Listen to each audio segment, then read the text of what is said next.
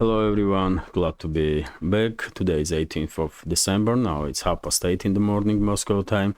I'm Levan Gudadze and this is my first update for the day in which I will share all the main news that are making headlines in Russian media outlets and Russian language pages on different internet platforms.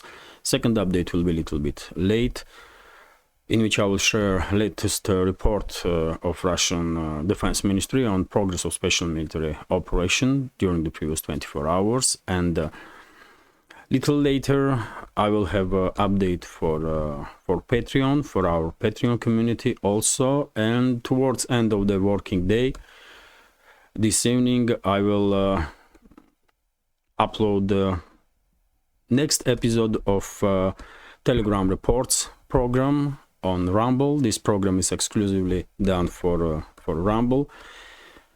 And if you are watching this video on YouTube, please consider to join our community on Rumble.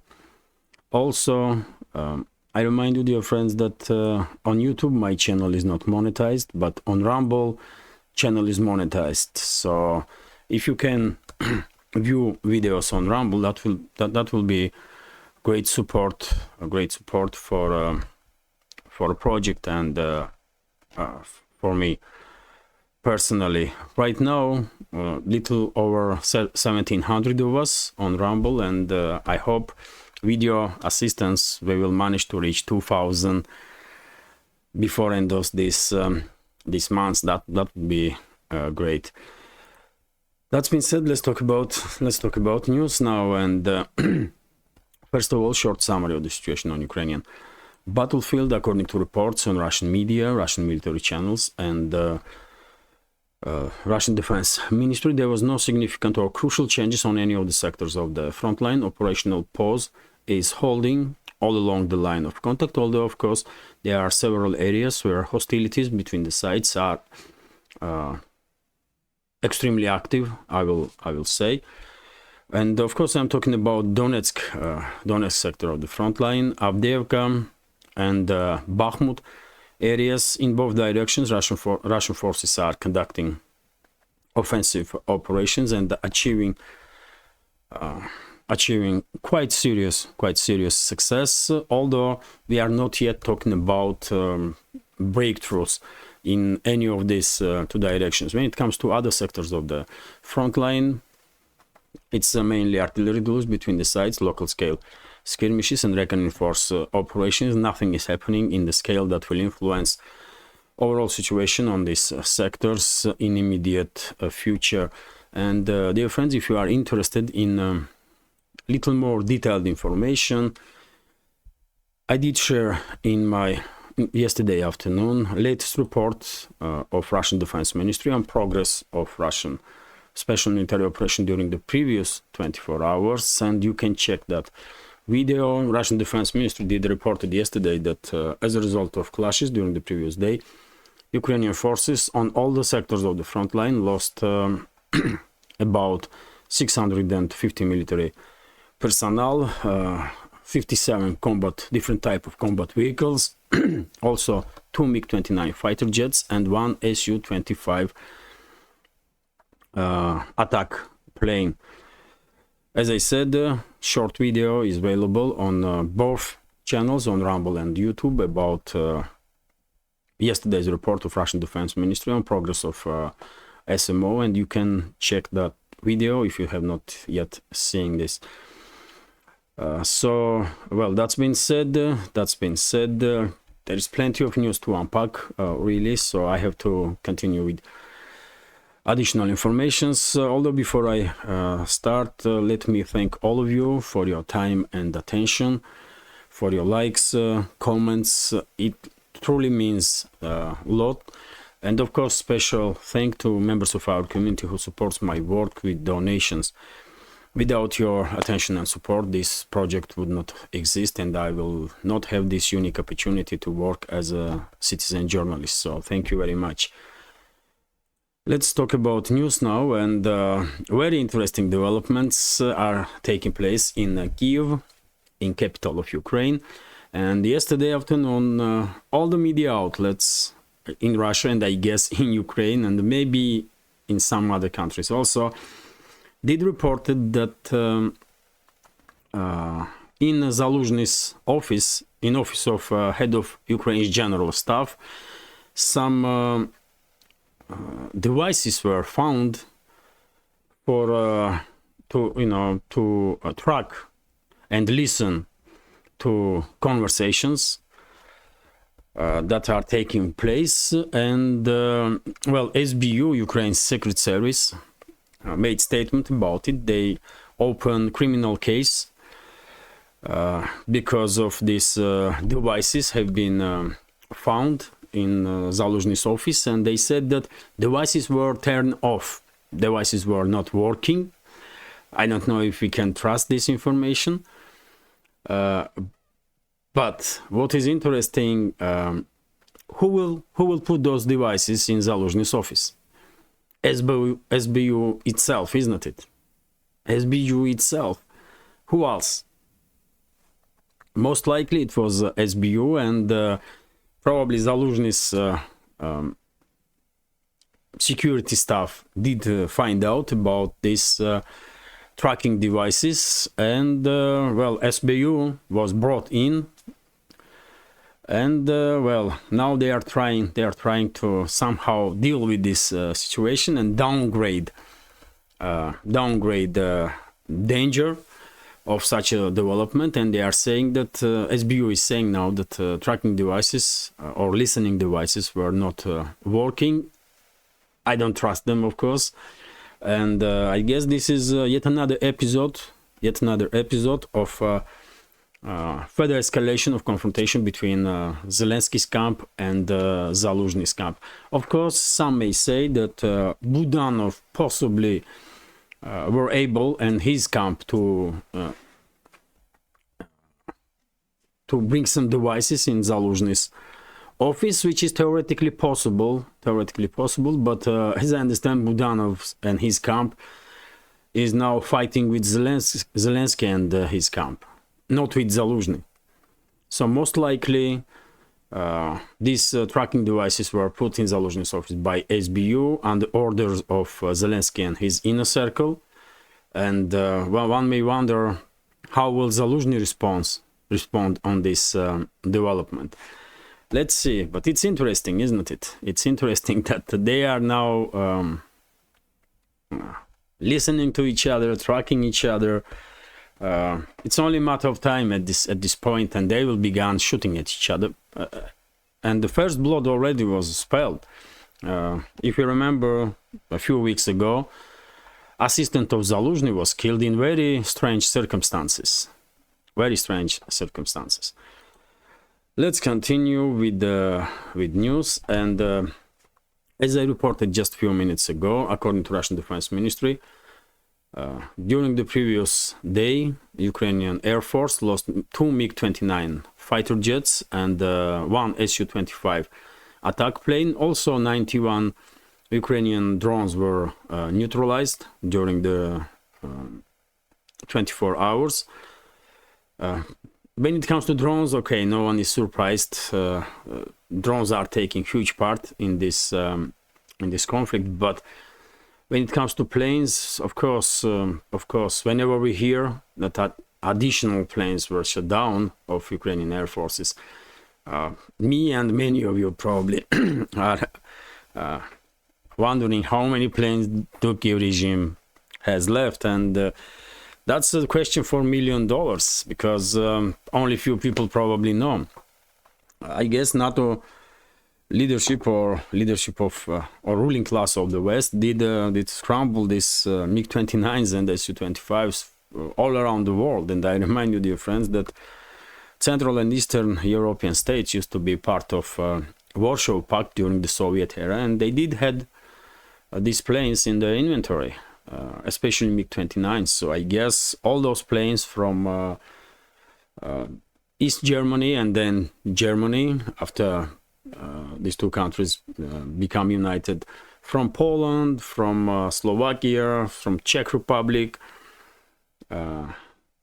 Slovenia, some Yugoslav republics, from Bulgaria, possibly, and Romania, all those planes, MiG-29s and Su-25s that they have in inventory, were transferred into Kiev regime, and also MiG-29s and Su-25s were best sellers of Soviet military-industrial complex.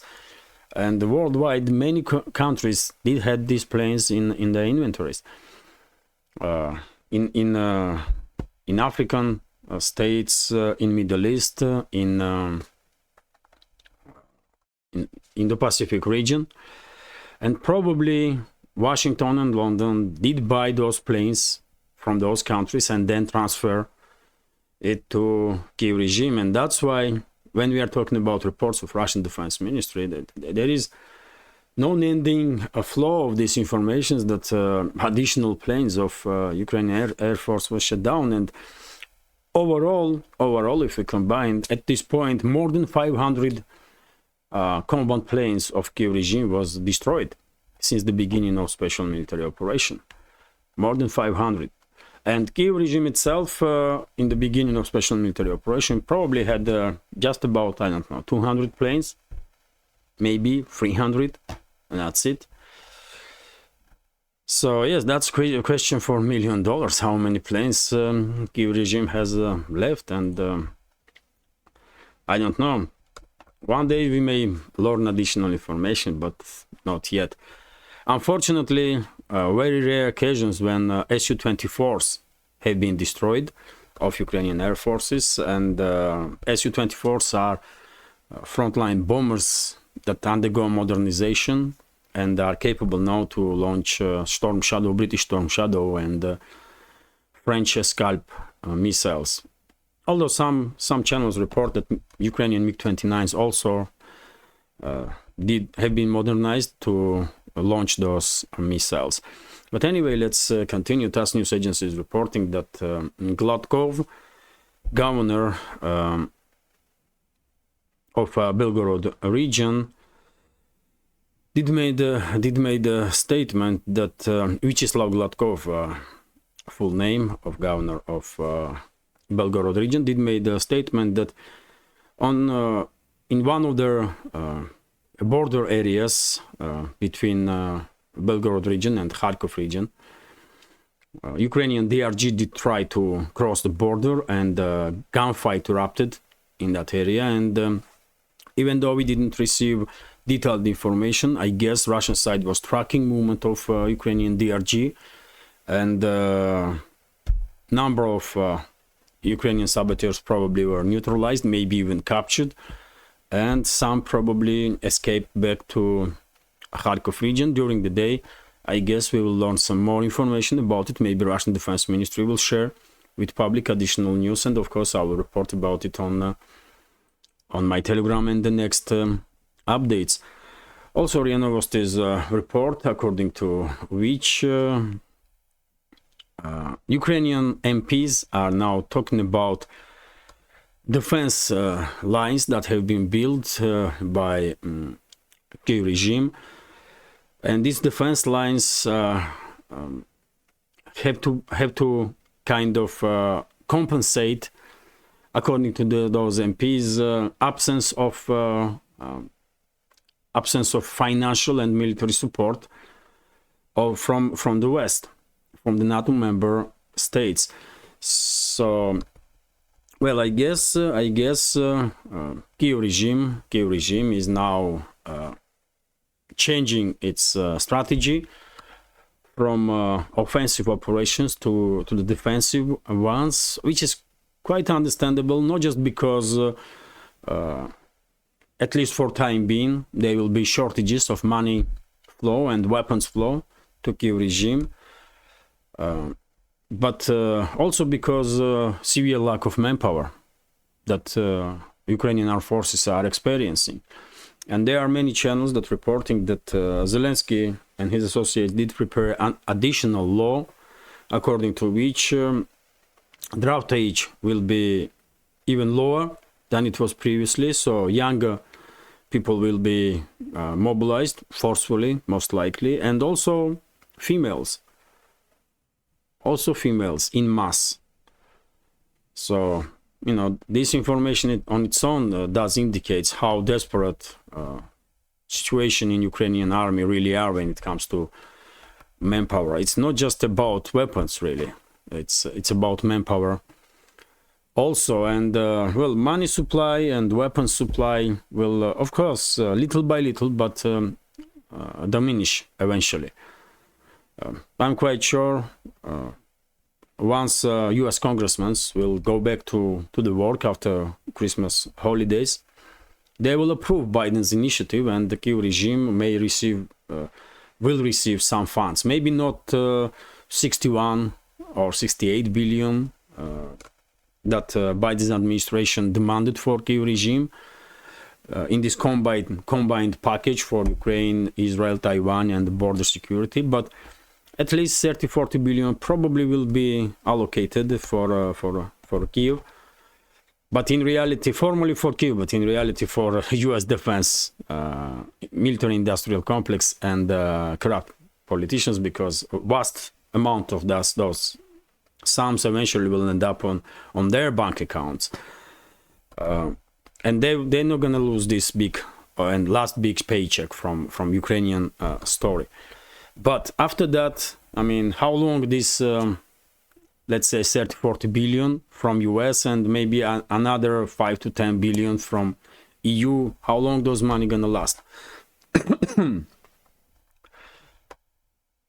3 months, 5 months? And what Kyiv regime gonna do with the manpower?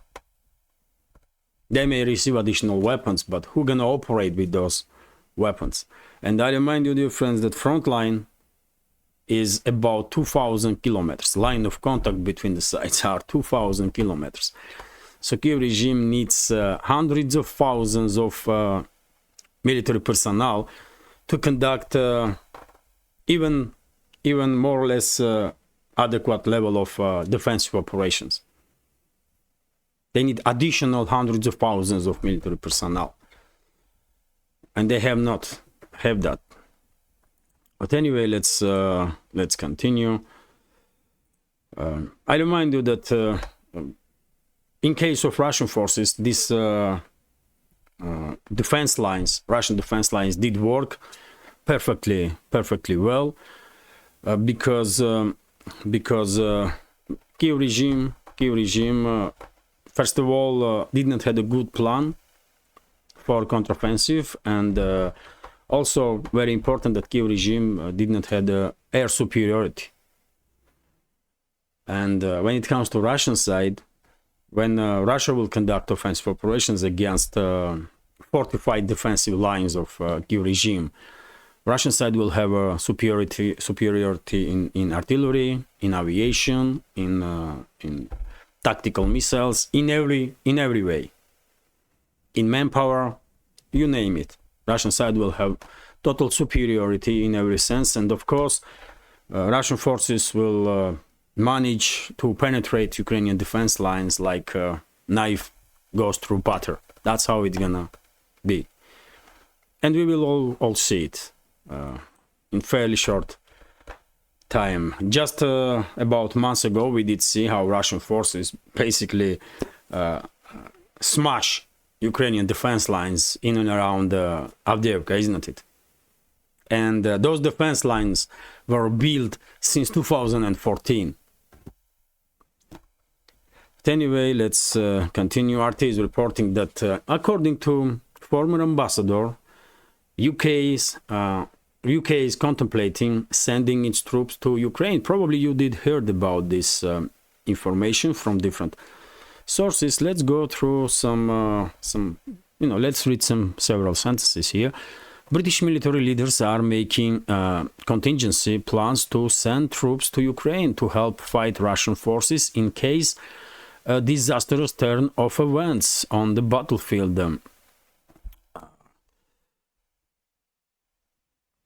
Kyiv's former ambassador to the UK has claimed, despite public opposition, the UK government would directly join the fight in Ukraine if there is a catastrophic development of the war, such as the continuation of the occupation. Ex-diplomat Vadim Pristako said on Friday in an interview with the Ukrainian branch of US state-run broadcaster Radio Free Europe Radio Liberty. Well, I did hear about this news from several other channels. Probably you also did. I will just share with you my take on it, on this topic, my comment. I'm quite sure UK already did send its military personnel in in Ukraine, and dozens of UK officers have been killed already.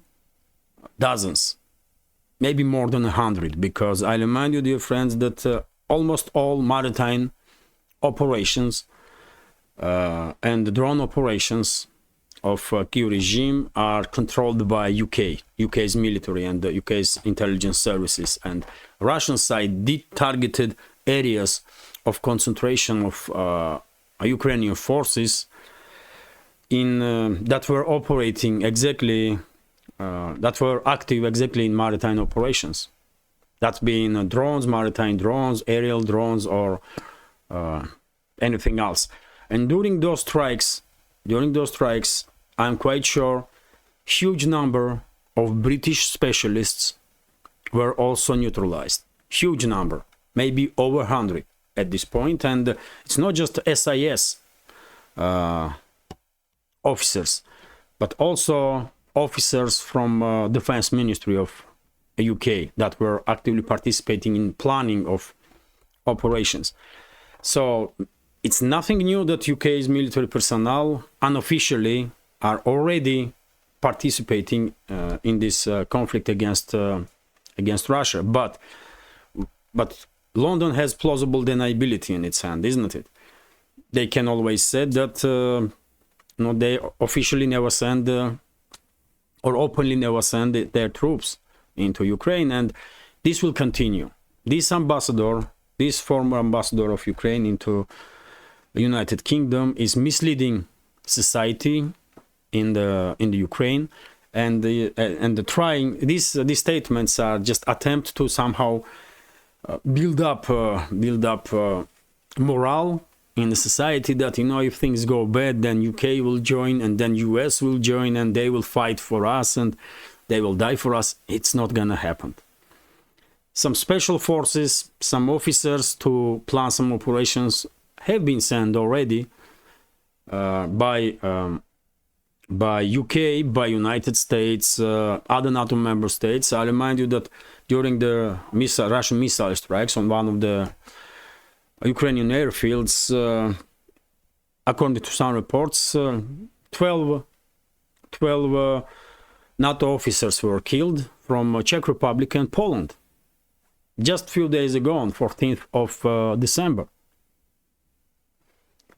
So Western military personnel is already participating in the battlefield, but it's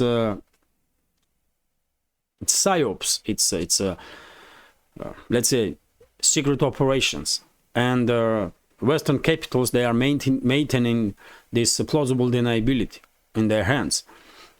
Openly they will send no military units into Ukraine to fight Russia. It's just not happening. We will see NATO forces in the Ukraine only when those forces will enter Western Ukraine to take control of the Western regions. And they will definitely stay away from Russian units. Their task will be to establish control over the Western regions of Ukraine, and that's it. And there may be, of course, some skirmishes, some local scale skirmishes between Russian forces and NATO forces on line of on the line on which Ukraine will be divided between the sides, but nothing in the large scale. So there will be no war between Russia and NATO, and therefore this ambassador of Ukraine is lying and trying to boost morale in Ukrainian society with this type of lies that UK will send its soldiers, and you know, come on, man.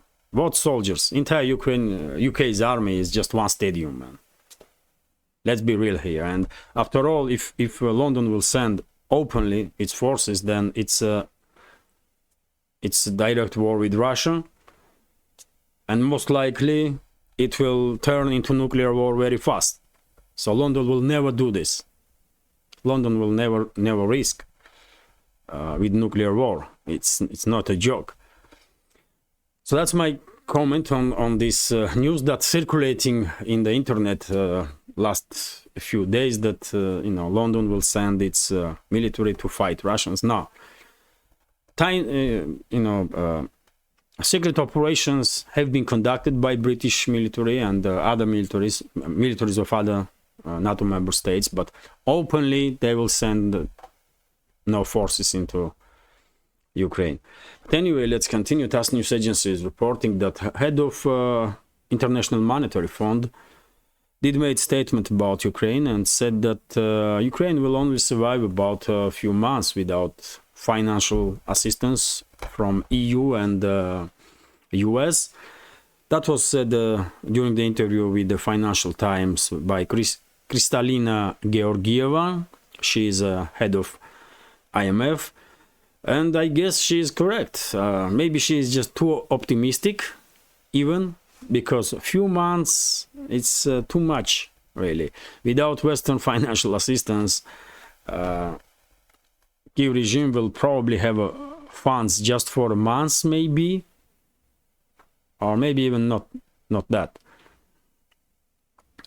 Maybe even not. Because whatever funds they have, they're gonna steal. Vast amount of it, for sure. But when IMF is talking about that Kyiv regime will last only a few months, that definitely highlights how devastating situation for Kyiv regime really is. That they are fully dependent on foreign financial aid. So there is no state, there is no functional state as Ukraine. It's gone, and this so-called state under the name of Ukraine is just illusion that have been how should I say it, supported by huge financial flow from the West until now. That's how this illusion that there is such a state as a Ukraine have been maintained by West for last 15 to 20 months, let's say. Because in reality, without Western financial aid, state institutions of Ukraine will stop working, and they will collapse. That's it. As simple as that. So there is no functional state under the name of Ukraine. It's non-existent. So whatever modern Ukraine is, it will exist until West will continue sending dozens and dozens of billions. But once they will stop, that's it. Illusion will collapse straight away. And the head of IMF indirectly basically confirming this. And I remind you, dear friends, that according to some very conservative estimates, more than 1 million people in Ukraine are receiving salaries from funds that they've been given by US and EU. More than 1 million people are receiving salaries from money that US taxpayers did pay and EU taxpayers. That's reality. Also, TASS news agency is reporting that senator of US during the interview did not rule out possibility that in exchange of financial and military support, Washington will make significantly harder for Ukrainians to flee to US and seek for asylum. So US may become close for Ukrainian refugees, and also for refugees from Afghanistan, which is quite strange, because I mean, what Ukraine has to do with Afghanistan? If US senators want to make it difficult for Afghanistan citizens to enter US, That's one story. Ukraine is another story. But lately they began combining everything in the Washington, like this Biden's aid package, isn't it? Like in one package, Biden proposed to finance Ukraine, Taiwan, Israel, and also border security. And at this point, we should not be surprised that some senators now are considering to create another combined project and make it harder for refugees from Ukraine and Afghanistan to reach USA. And if there will be no refugees from Ukraine, I guess Kyiv regime will receive some funds so that these refugees will go and fight and die for geopolitical interests of Western ruling class. But anyway, let's continue. TASS news agency is also reporting that U.S. journalist did made an interesting statement that U.S. government should leave Ukraine and all this story and step away. And this journalist is Sagar and Jett. Probably all of you are familiar with this person. He is a co-host of Breaking News, a quasi-independent media outlet, quasi-independent because they are definitely part of mainstream. There is no way around it. Sagar and Jett, and his co-host is Crystal Ball. Extremely Russophobic individuals. I did watch quite a number of their episodes from their programs, and they cannot help themselves, man. Whenever they are talking about in critical terms about Kyiv regime, they always have to mention Russia, and that Russia is bad, and Russia is. I mean, they have to demonize Russia. Always. They are not even trying to learn some nuances. They are, even if they know, they are unable to say it. And when they're talking about, they are talking about, for example, about corruption in Ukraine, they're still managing to somehow mention Russia and demonize Russia and say something negative about Russia. So they are extremely Russophobic individuals. I have no respect for this project and these so-called journalists, Sagar and Jett and Crystal Ball. But well, no, sometimes they may come up with some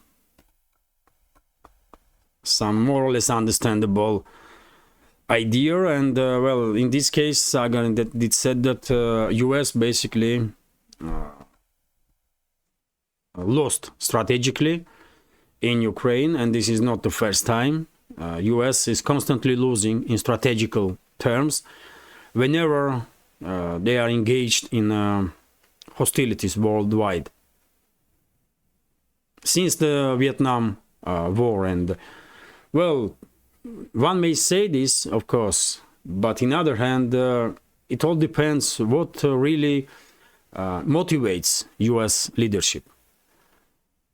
If their main goal is to create some chaos and to destroy as much as they can destroy and simultaneously make some money over it, for example, by selling weapons and stealing some resources from destroyed countries, then I don't think US is losing. If that's their main task, then they are quite successful in it, isn't it? They destroy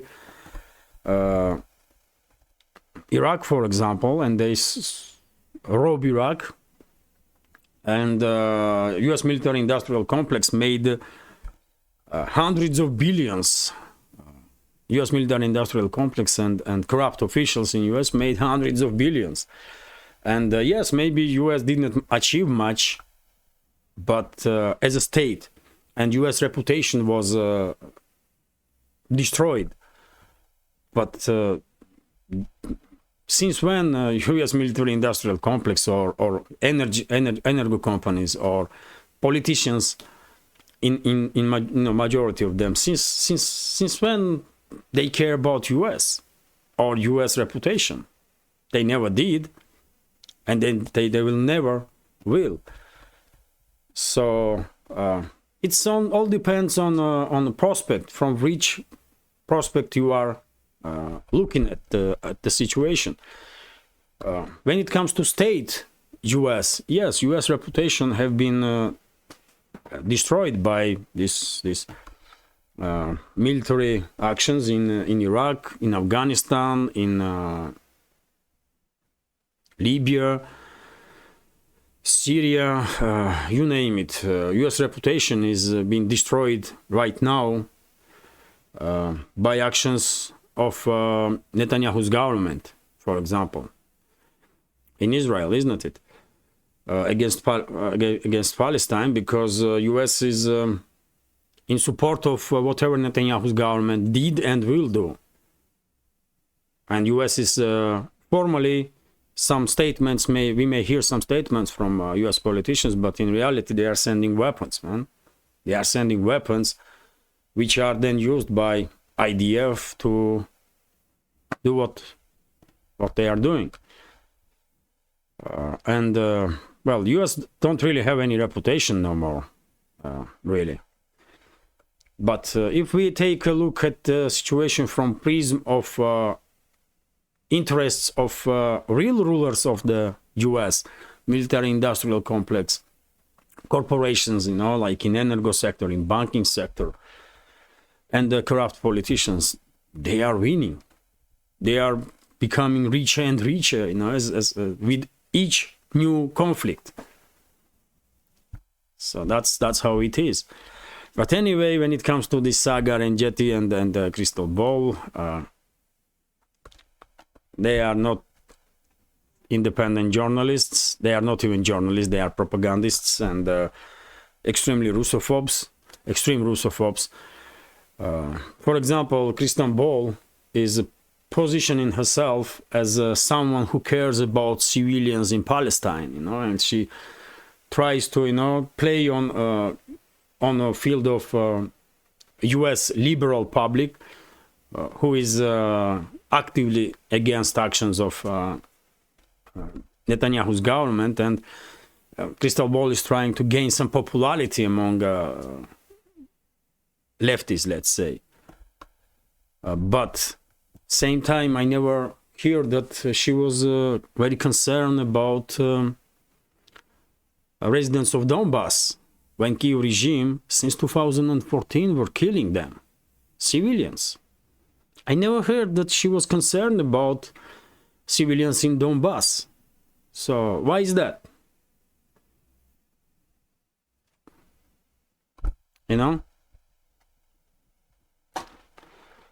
So they are fake, man. They are fake. Many of them, these so-called independents, journalists, many of them are fake, and Sagar and Jett and this crystal ball and the entire their program is fake also. That's what I think.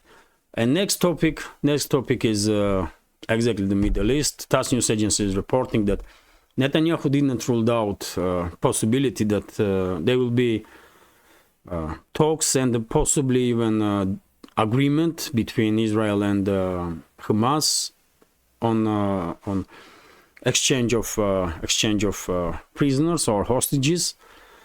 And well, one may hope that in upcoming days, at least temporary truce will be achieved, which will be huge relief for civilians, of course, in Palestine.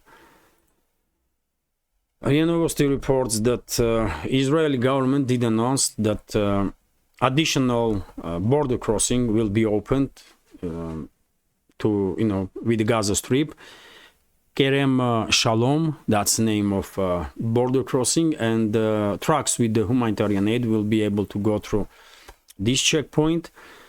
Well, good news, also good news, undoubtedly. Palestinians need all the help that they can get from world. TASS news agency is reporting that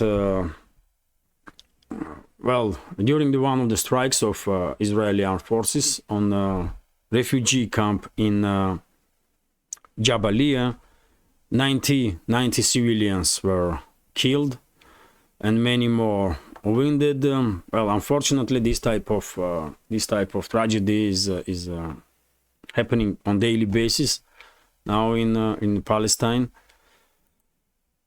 and the world is unable to do anything really. That's how weak world community really is. And these so-called institutions, international institutions like UN and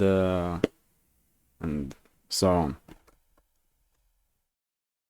TASS news agency is reporting that according to a report of Health Ministry of Palestine, since the escalation between Israel and Palestine, between Israel and the Gaza Strip, over 300 civilians have been killed by Israeli forces in the West Bank. And dear friends, West Bank is bordering Jordan, and in the northern part, I guess, Golan Heights, Syrian territories that are occupied by Israel, and Gaza Strip is separated from the West Bank and located on a sea and bordering with Egypt. So formally, West Bank is not a zone of active military operation of Israel, but since the escalation, Israeli forces are on regular basis conducting operations in the West Bank, and as a result, 300 civilians have been killed in the West Bank. Also, tragic development, and I'm afraid if Netanyahu's government is not stopped, they will only escalate. And unfortunately, casualty numbers among civilians will just rise. TASS news agency is reporting that according to CNN, Lloyd Austin, head of Pentagon, will try to pressure Netanyahu's government to receive some information about real goals of Israeli military operation. Yet again, some fake news from fake media outlet, CNN. Lloyd Austin can pressure nobody, especially Israeli government. Who the hell is Lloyd Austin, man? He is just a paid puppet of true rulers of the Western world. He is a paid face of U.S. military-industrial complex, although formally he have been appointed as the head of Pentagon. But in reality, he is nobody. Just nobody. Who he gonna pressure, man? Netanyahu? Really? Come on, man. But with this type of articles, of course, Western media is trying to create this narrative that, you know what? I mean, U.S. officials, they are trying their best to be on the right side of history, and they want casualty numbers to be minimal among civilians and so on. When in reality, very same Austin is signing papers to send additional thousands and thousands of bombs, missiles, and shells to Netanyahu's government, so that they can use those weapons, those munitions against Palestinians. That's how it is. TASS news agency is reporting that when it comes to real goal of Netanyahu's government, I said from very beginning that in my reading of big picture, Netanyahu's government will try to implement Karabakh scenario in the Gaza Strip, which means that they will force a vast majority of Palestinians out of Gaza Strip into Egypt, or they may open some humanitarian corridor, let's say, and they may let Palestinian civilians to go into West Bank, maybe into Lebanon or Jordan, but they will force civilians. They will definitely try, Netanyahu and his associates, they will definitely try to force Palestinians out of Gaza Strip. And that's how situation is developing for the last 2 months. Let's continue, and TASS news agency is reporting some other news now, not about Middle East. TASS news agency is reporting that Putin yesterday during his speech on a big conference of ruling party in Russia, United Russia, did made statements, interesting statements, and one of them is that he said, you know, Russia will have a sovereignty, or there will be no Russia at all. So in Putin's understanding, Russia as a state has to be independent, otherwise its existence, otherwise it may not exist at all. And this is a very strong statement. This statement definitely will find its understanding in public, because that's how public also sees Russia as an independent state, fully independent state and independent player on the world geopolitical chess desk, if you can say it this way.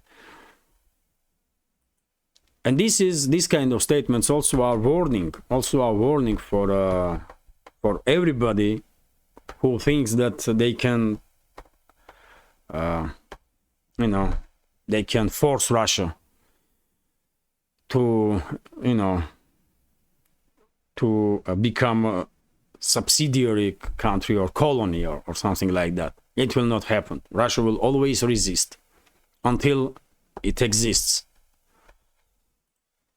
Let's continue, and yesterday, very same conference,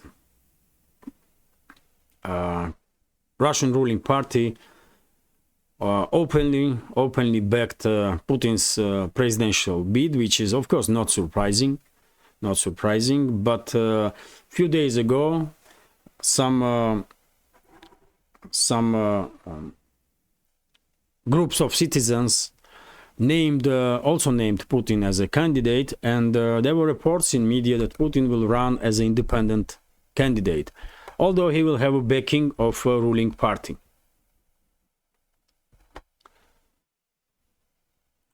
Let's continue, and well, Putin also did make a statement about Finland, about relationships between Russia and Finland, and he said that unfortunately, Finnish government ruined relationships with Russia. Russia was very friendly, extremely friendly towards Finland, and never had any bad feelings towards Finland. The relationship were quite good, but unfortunately, Finnish government decided to destroy these relationships. They decided to become a part of NATO, and now Moscow basically is forced to create Leningrad military district to neutralize possible threats that Finland will generate as a part of NATO, because, you know, once you are part of NATO, you are losing your independence, and leadership of US, London, major states in the NATO will decide instead of you what bases will be open where, and what kind of weapons will be deployed, and so on. So of course Moscow is forced basically now to create additional military district to neutralize possible threats from Finland as a NATO member state. Although no one likes this in Russia, absolutely, because Moscow and Helsinki had a great, if not great, then good working relationships, even during their Cold War. And after Soviet Union collapse, relationships did become even greater. And current leadership of Finland decided to destroy these relationships, man. It's sad. It's really sad. But it is what it is.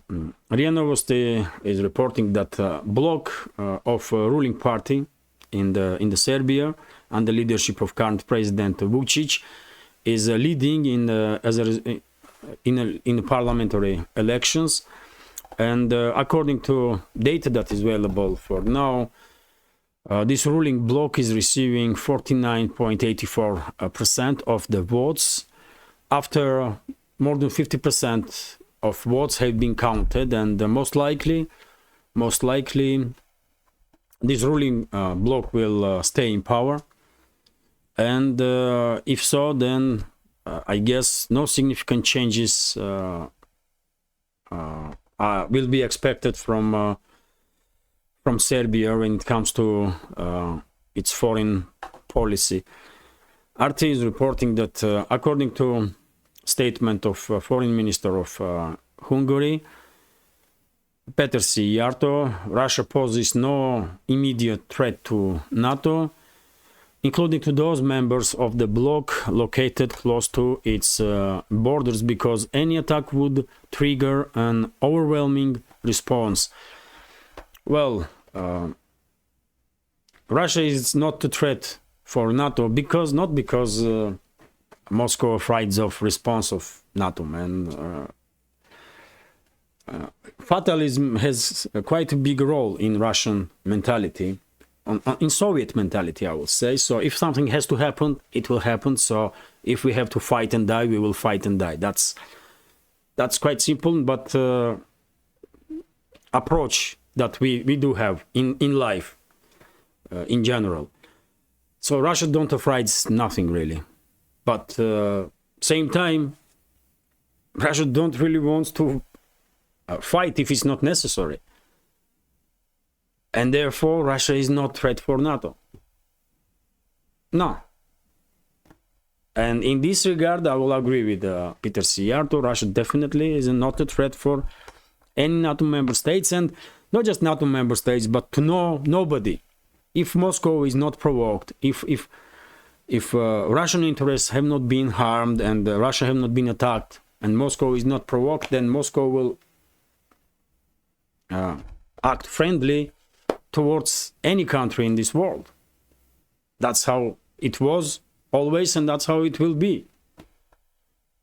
That's political tradition of Russia, if you want to. But if Moscow is provoked, then I mean, as I said, if we have to fight and die, we will fight and die. And we will try to take with us as many enemies as possible. That's how it is, man. TASS news agency is reporting that leader of Cyprus, how should I say? Turkic Cyprus, Cypriotic Turks. Yes, leader of Cypriotic Turks did ask President of Russia about direct relationships between Northern Cyprus and Russia, and Ersin Tatar, that's the name of current leader of Northern Cyprus, did spoke about how grateful he is for visitors from Russia in Cyprus, in Northern Cyprus, and how great it would be if sides will establish direct communication, which is interesting, man. Timing is interesting. Why TASS news agency even spoke with this person right now? What's going on, really? We all know that relationships between Moscow and Athens are in lowest point for forever, I guess. relationships between Russia and Greece probably never was as bad as now. When it comes to political leadership of two countries, political relationships.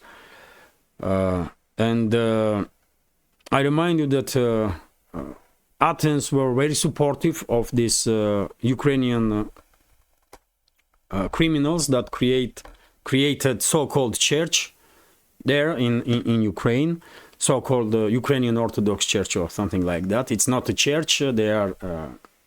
It's a sin what they did. They are criminals, all of them.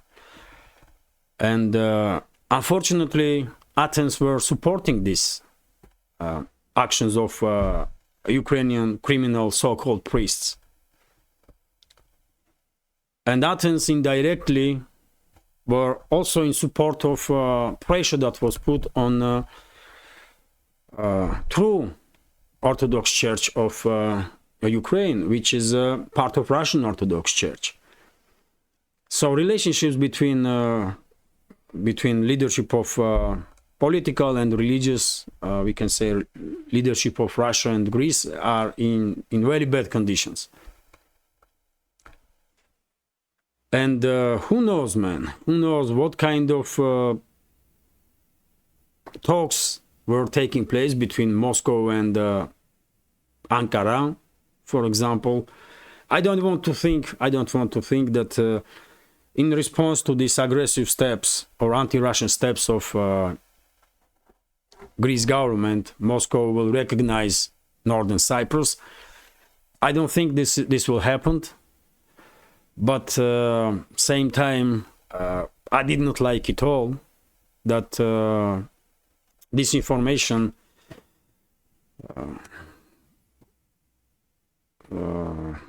I didn't like it all that one of the major Russian news agencies had an interview with the leader of Northern Cyprus and highlighted the possibility that some relationships may be established between Moscow and Northern Cyprus, because it may have negative influence on relationships between the people of Russia and Greece, and that will be tragic really, because politicians, I mean,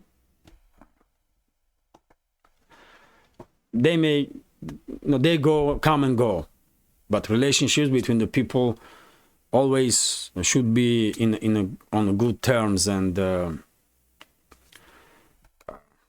well, I don't know, man. I don't know.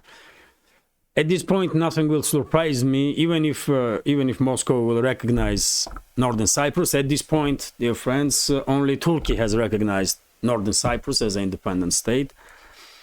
Nothing will surprise me in this world no more, but I hope Moscow will not do this and will not establish even any kind of relationship, official relationship with Northern Cyprus.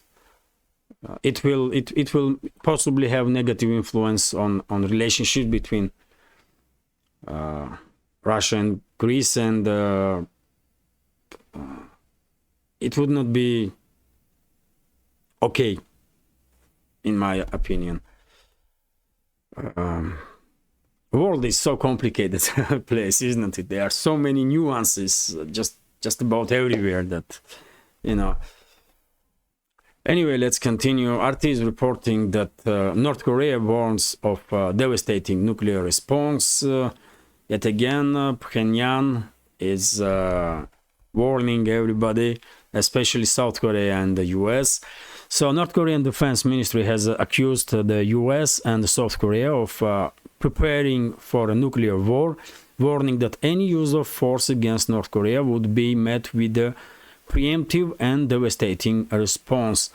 The Ministry of Statements came after Pyongyang's forces test-fired ballistic missiles. So yesterday afternoon or evening, media did reported that North Korea did fire some ballistic missiles towards Sea of Japan, or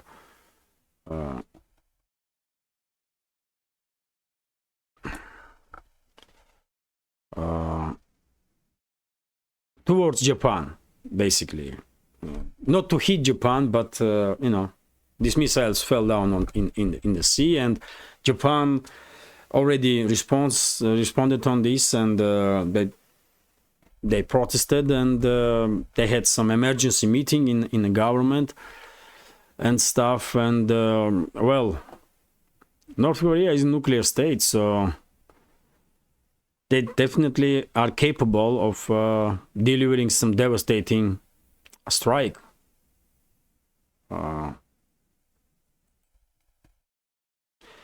So one should hope that there will be no escalation, and no one needs any escalation. No one needs any more conflicts in this world. The world is already in very bad shape. RT is reporting that EU approves more sanctions against Russia. That was reported by media. Yes, additional 12 package of sanctions, and in these sanctions, among other things, Russian diamonds will be banned in Europe, if I'm not mistaken. So I guess prices, if you want to buy diamonds in Europe, if you live in Europe and want to buy some jeweler stuff with diamonds, do it now, because it's just a matter of time, and diamonds in the Western world at least will become significantly expensive. But for Russia, as I said many times before, here in Russia, no one cares no more about Western sanctions. I mean, it's whenever you hear West is planning to put some additional sanctions, I mean, you may just, smile on it and,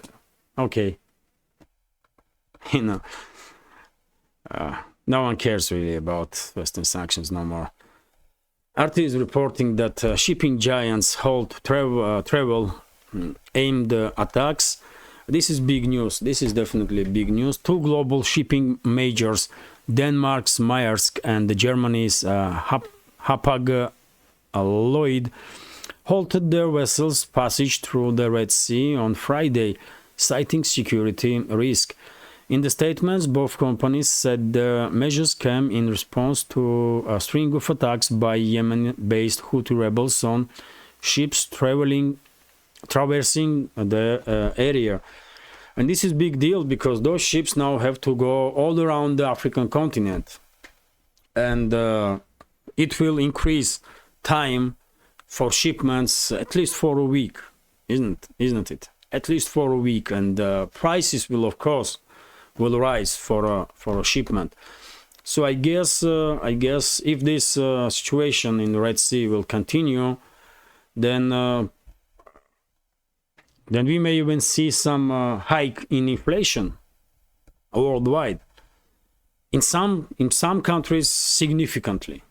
In some countries, even significantly. That's how important this route really is, because we are talking about Red Sea or Suez Channel. That's a major trade route from Mediterranean to Red Sea, and then Indian Ocean. So, well, that's significant development, and unfortunately, I'm afraid these actions of Houthi rebels may provoke countermeasures from US, from UK, France, from NATO member states, basically, and probably from Israel also, and Yemen may end up in another devastating conflict. They just managed in Yemen to achieve peace with these conflicting parties, Houthi rebels among them, and now they are risking to bring their country in a further escalation, further conflict. I don't know why, man. Iran definitely has some influence on those Houthi rebels, and in my understanding, Tehran have to stop them, and this is not normal what they are doing. This is definitely not normal, man. They may be in support of Palestinians, but they can express their support with peaceful means, not to, you know, destroy ships in the Red Sea. And basically halting shipping through this crucial artery of the world economy. Anyway, let's continue. I guess Iran will intervene. Iran will intervene before it's not too late, and Houthi rebels will stop attacking ships in the Red Sea. I hope so, because it will only bring further devastation for Yemenis people, and they had enough already, isn't it? RT is reporting that Ukrainian membership threatens EU farmers, according to Polish officials and Polish farmers. In this case, Minister of Deputy Agriculture Minister of Poland, Mikhail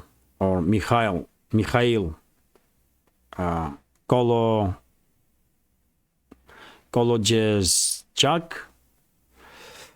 which is true. I did butcher surname of this politician.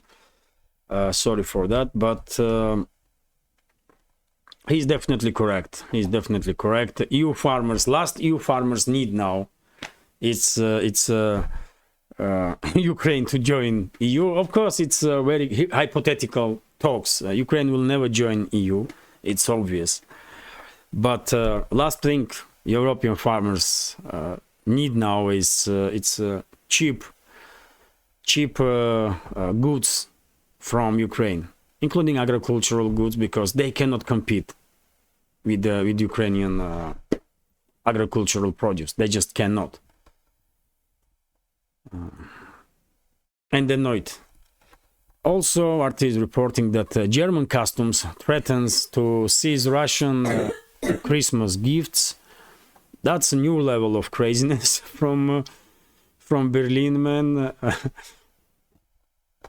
I don't know how to comment on this, man. Germany may confiscate gifts, presents sent from Russia ahead of this year's festive season. The country's federal customs service announced in a statement on its website this week. Okay, do this, you know.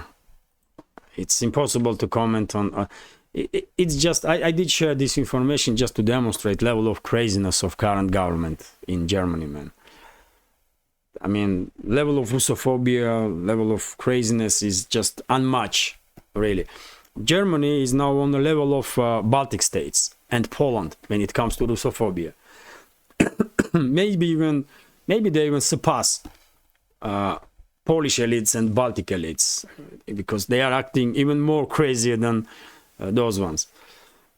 You know, they gonna seize Russian Christmas gifts, really? I mean, what is wrong with you, man? Anyway, let's continue. TASS News Agency is reporting that, according to article in New York Times, companies that left Russia, Western companies that left Russia due to Western sanctions, lost about $103 billion since the beginning of special military operation in last, let's say, 20 months. And also they did pay over billion in taxes, in direct taxes in Russia, just to receive permission to, you know, withdraw from a country. Well, this is quite a number, isn't it? 103 billion. It's a big amount of money even for giant companies. And among these businesses that left Russia, not all of them are like big companies like McDonald's or French Renault or, I don't know, Mercedes or something like that. Many companies were medium range or even small ones, and probably those medium and small companies are devastated because they were forced by their own governments to flee Russia, lose Russian market, and go bankrupt then. The number is really quite significant. How long is this update, man? It's already more than an hour. Okay, just a few more news. Russia ramp up oil supplies to China. Okay, shipments of Russian ESPO grade oil from the Far East port reached an all-time high of 925,000 barrels per day in December, 80% of which is headed to China. Okay, that's a data from article in Russian Kommersant newspaper. Russian oil companies have boosted exports of ESPO, Eastern Siberia Pacific Ocean grade crude to China through the port of Kozmino, with the deliveries hitting a record high this month. Kommersant reports this week, citing tracking data. Well, China is definitely become a major trade partner with Russia, and major buyer of Russian energy sources also. So this type of information expected at this point. And finally, lastly, I will share with you this information about some delicacy.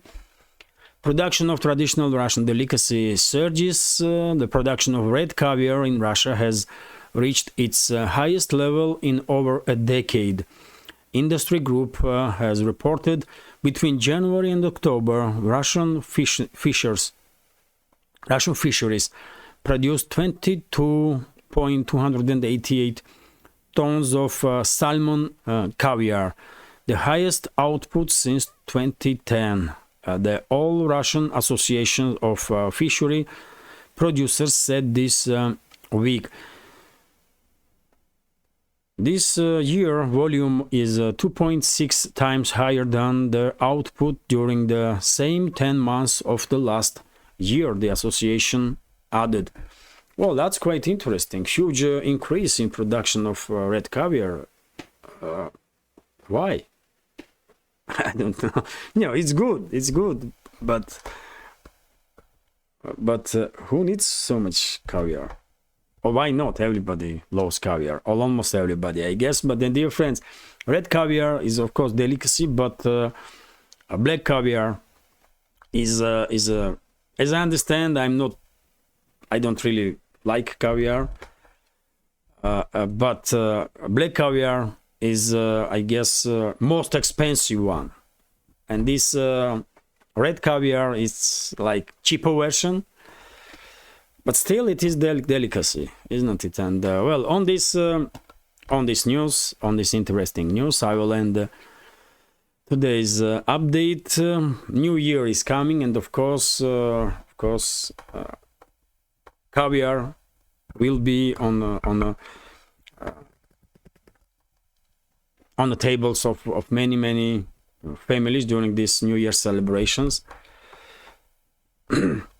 Although increase is still, I mean, too high, man. 10 times more than in previous year.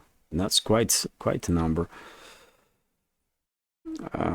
I don't really like caviar, but it's useful stuff, isn't it? It's good for health. At least that's what I was told when I was kid, you know. That caviar is kind of useful for health.